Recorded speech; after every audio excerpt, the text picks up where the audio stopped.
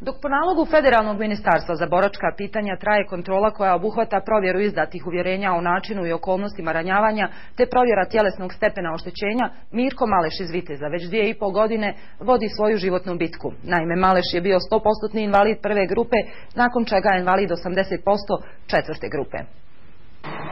Udan je, samo je došlo rješenje kući i napisao su kao da sam 80% invalid, nisam više 100% invalid.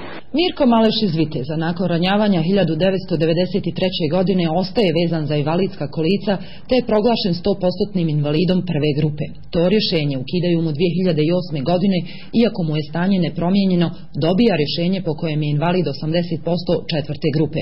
Istovremeno nema pravo na tuđu njegu i pomoć iz ovog ministarstva, nego iz Centra za socijalni rad. Zanimljivo je da mu nakon smanjenja invalidnosti traže povrat dijela sredstava koje je primao po ranijem rješenju. Primanja sam imao 1840 maraka, sad imam 370 maraka.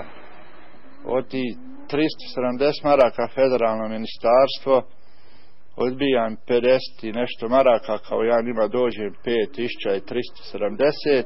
Za dug je, kako tvrdi, saznao preko bankarskih izvoda, a pomoć u rješavanju višegodišnjeg problema zatražio je od Federalnog ministarstva u kojem su obećali provesti kontrolu te utvrditi okolnosti po kojima je dug nastao.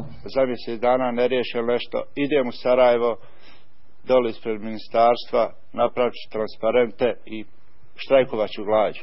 Iz Federalnog ministarstva za pitanja boraca kažu da je njihov tim pregledao svu dokumentaciju te potvrdio da je formalno pravno Malešu s pravom umanjena invalidnost te da se čeka odluka suda na koji je upućen ovaj predmet.